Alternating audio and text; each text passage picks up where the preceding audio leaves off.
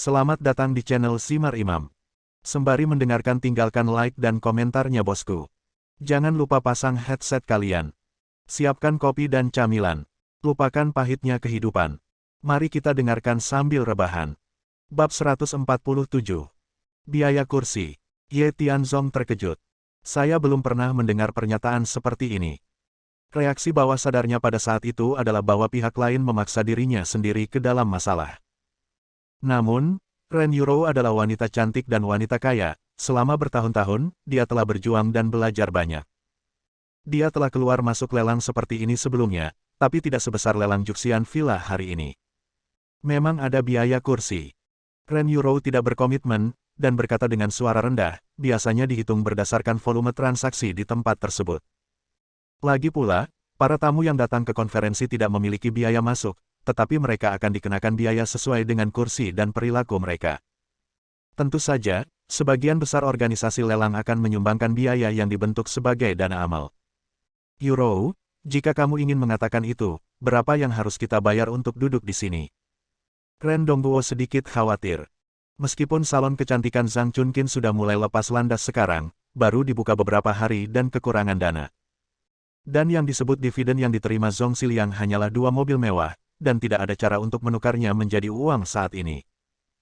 Adapun proyek Heilongwan, ini hanya kemajuan awal, tahap apa yang telah dicapai dan manfaat apa yang dapat diperolehnya harus menunggu situasi penjualan setelah proyek dibuka.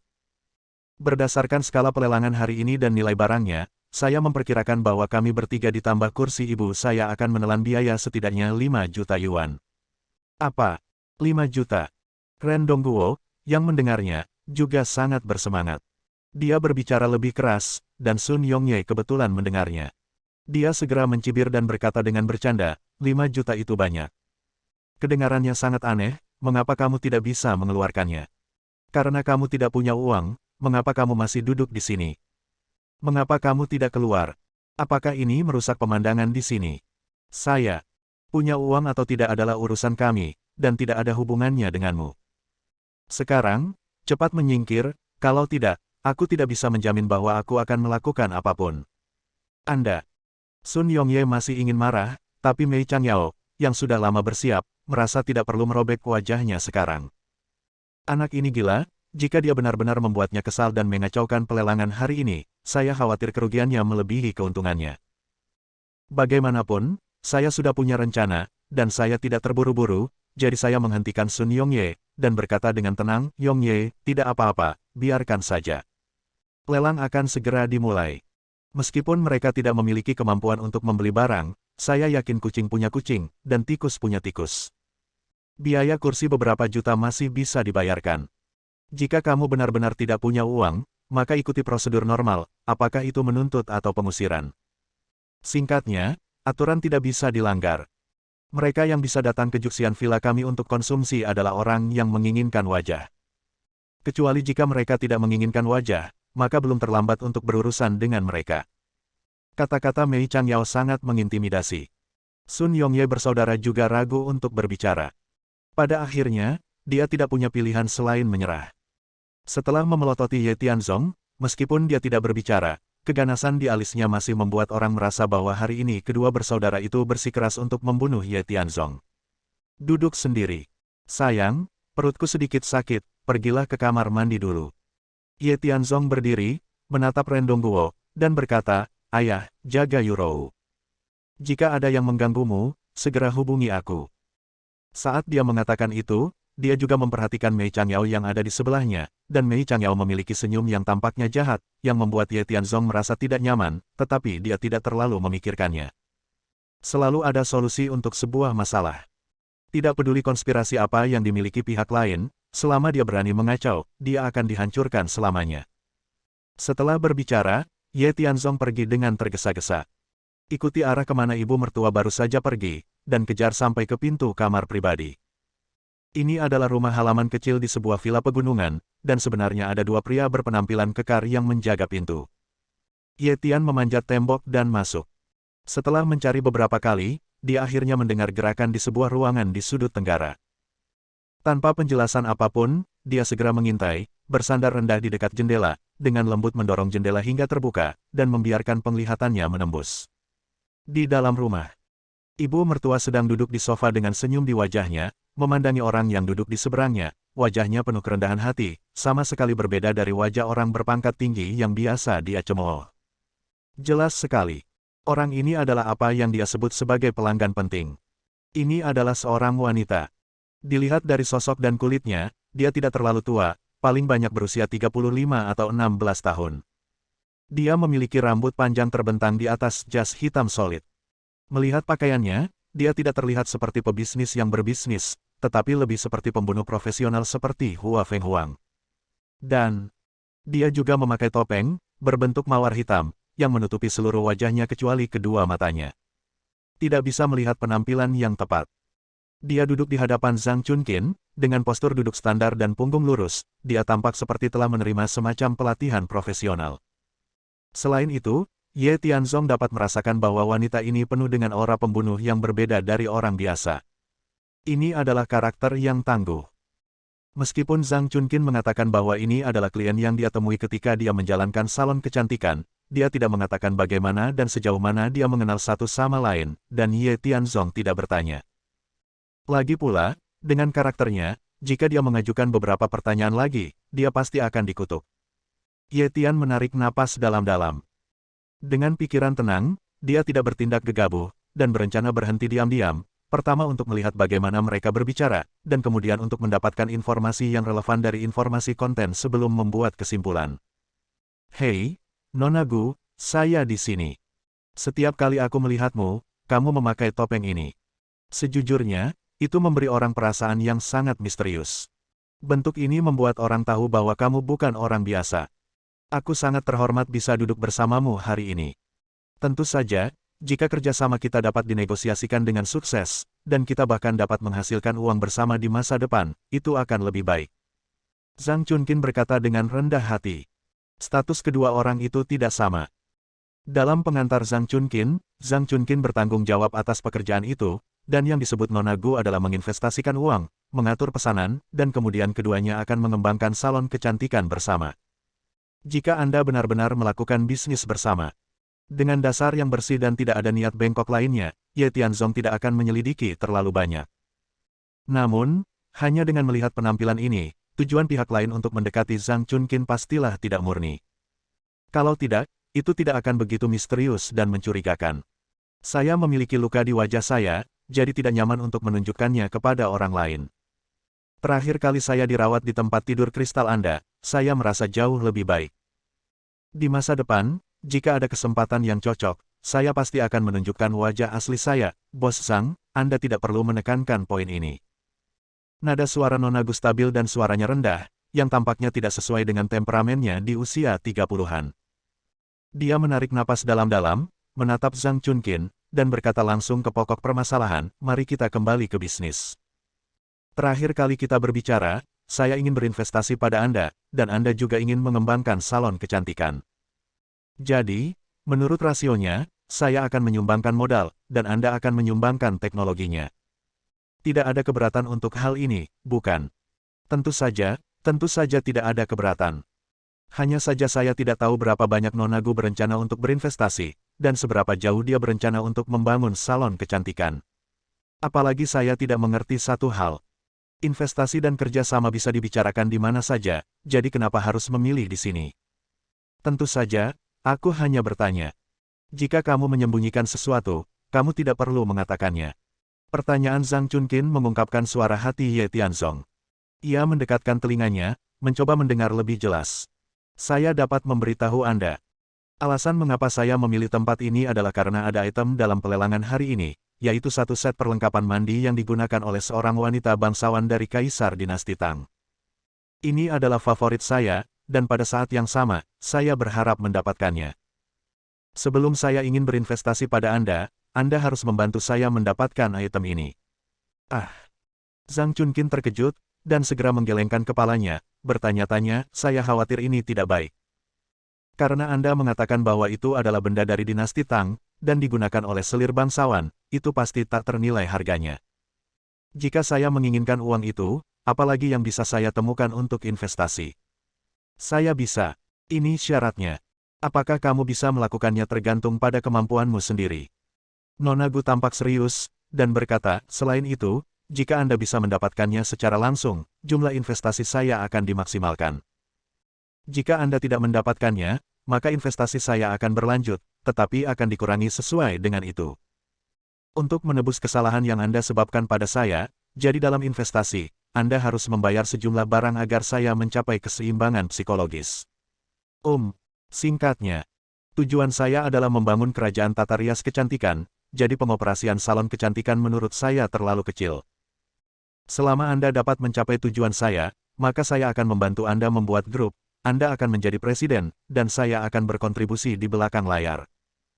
Jumlahnya setidaknya 100 juta yuan, tetapi jika Anda bisa mendapatkan set barang itu untuk saya, maka investasi Anda sama sekali tidak diperlukan.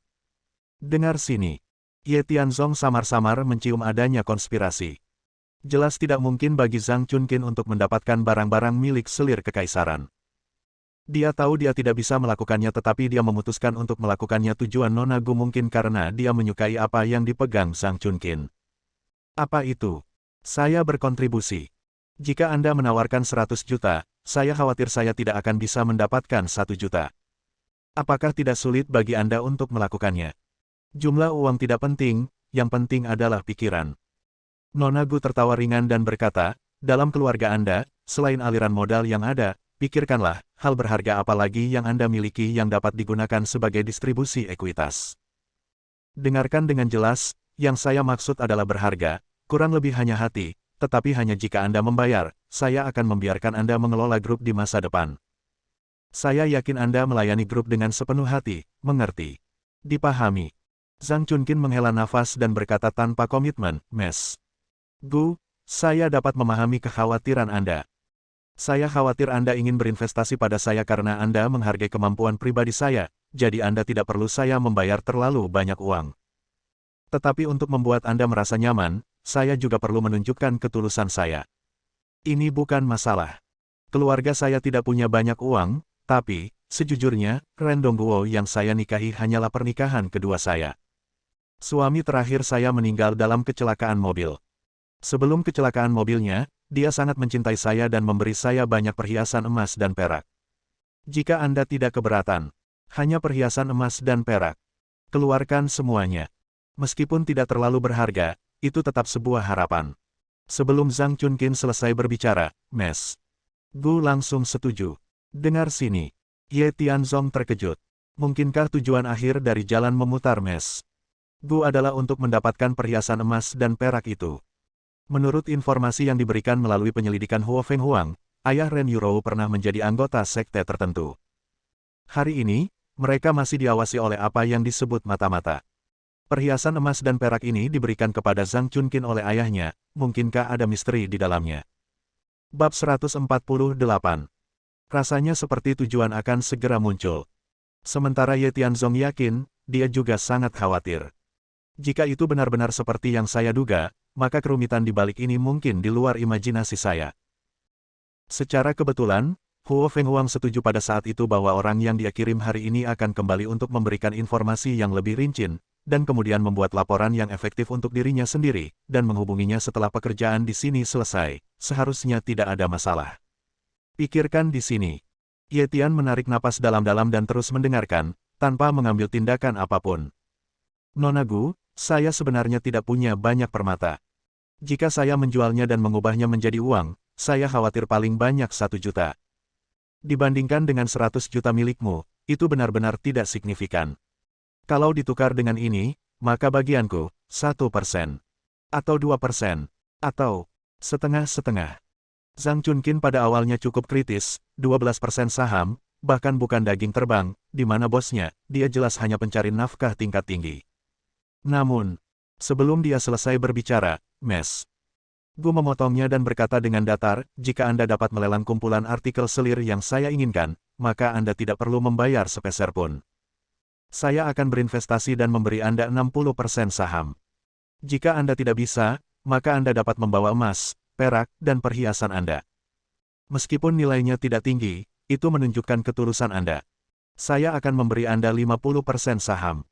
Terus terang, tujuan investasi saya dalam proyek ini bukan untuk menghasilkan uang, tetapi untuk memperluas pengaruh merek. Saya berharap ini dapat membawa prestise ke kantor pusat saya.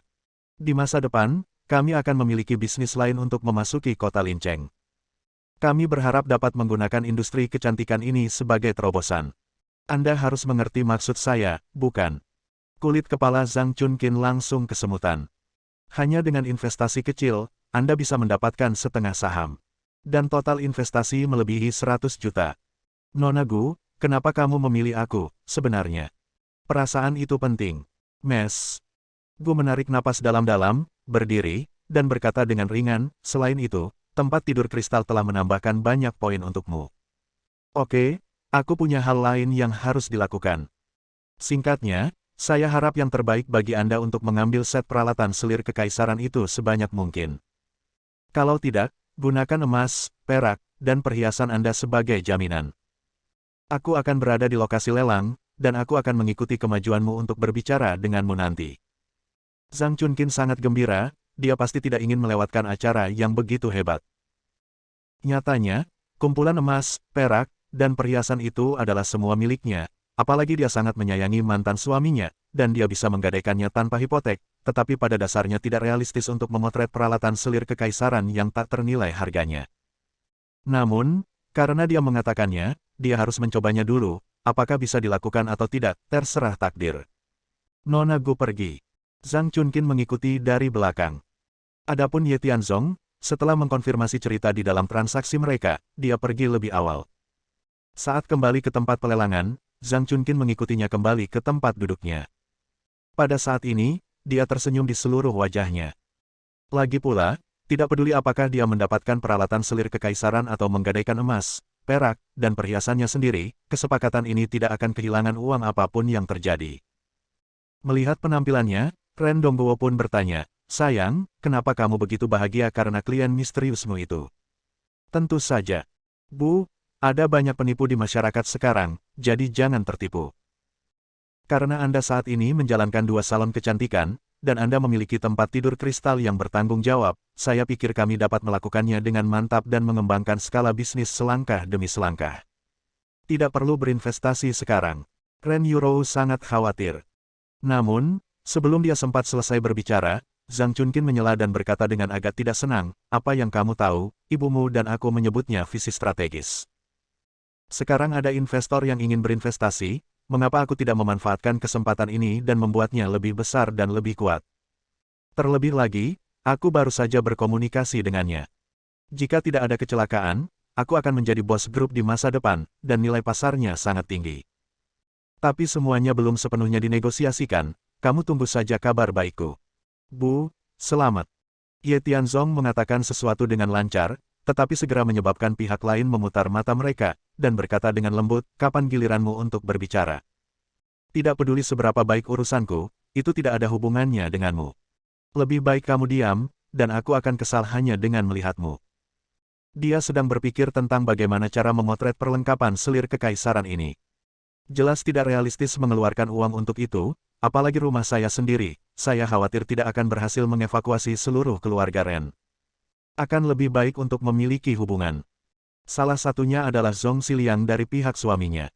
Kepala departemen penonton kecil mungkin tidak dapat mendukung situasi keseluruhan. Dan saudari Mei di pihak si bodoh, Ni. San Zhuang, tampaknya punya cara. Dia ragu-ragu untuk berbicara, seolah-olah nadanya agak berat sekarang, dia menarik napas dalam-dalam, dan berkata dengan tenang, Tianzong, kamu memiliki hubungan yang baik dengan istri pemilik, saudari Mei. Apakah dia akrab dengan barang lelang di sini dan penggunaan selanjutnya? Ye Tianzong tahu apa yang dia maksud. Nyatanya, begitu dia berada di halaman, dia sudah memikirkannya. Set peralatan selir kekaisaran ini harus diturunkan. Pertama, untuk menyenangkan ibu mertua. Kedua, Nona Gu tidak mungkin berhasil, meskipun saya tidak tahu rencana spesifiknya, tetapi mengganggu pengaturannya, dan kemudian beradaptasi dengan kondisi setempat. Tapi melihat ke belakang, Ye Tianzong sudah memutuskan untuk mempelajari perhiasan emas dan perak di rumah Zhang Chunkin untuk melihat apakah dia bisa menemukan petunjuk. Harus akrab. Kudengar alat yang digunakan oleh selir tertentu dari dinasti Tang akan muncul hari ini. Aku akan menghubunginya nanti. Oh. Zhang Chunkin tidak memiliki banyak harapan pada awalnya, tetapi ketika dia mendengar Ye Tianzong mengatakan itu, dan menunjuk pada apa yang dia inginkan, dia langsung sangat gembira. Namun, sebelum dia sempat berbicara, Mei Changyao, yang duduk di sampingnya, berkata sambil mencibir, luar biasa, karena pelelangan diadakan oleh keluargamu, jadi kamu bisa mendapatkan apa yang kamu inginkan. Lebih baik cepat duduk, pelelangan akan segera dimulai. Zhang Chunqin tidak mengatakan apa-apa lagi, tetapi Ye Tianzong tahu apa yang diinginkan ibu mertuanya. Namun, diam-diam, untuk sementara, mari kita lihat hasilnya dan bicara. Adapun cara mendapatkan peralatan selir kekaisaran ini, dia sudah mengetahuinya dengan baik. Setelah beberapa menit, lelang telah resmi dimulai. Penonton sepi, dan saat musik pembuka dibunyikan, pembawa acara naik ke atas panggung. Yang mengejutkan Ye Tianzong adalah bahwa pembawa acara lelang ini sebenarnya adalah Qiu Dongshan. Ketika pria ini melangkah ke atas panggung dan melihat keluarga Ye Tianzong di bawah, ejekan dan penghinaan di alisnya tidak dapat ditambahkan lagi. Semuanya, selamat datang di lelang yang diadakan khusus oleh Juxian Villa. Lelang ini diharapkan berlangsung selama 1 jam. Selama periode tersebut, akan ada total 23 item lelang. Setiap butik sangat layak untuk dikoleksi. Selanjutnya, saya akan tunjukkan satu persatu. Saya harap semua orang akan berpartisipasi aktif dan mengangkat plakat. 10% dari pendapatan lelang hari ini akan disumbangkan ke organisasi amal. Ini tidak hanya akan memberi Anda kenyamanan, tetapi juga amal dan kehormatan masyarakat. Bunuh 2 burung dengan 1 batu. Mengikuti kata-kata Qiu Dongshan, penonton langsung bertepuk tangan. Bersambung. Nantikan bab selanjutnya bosku.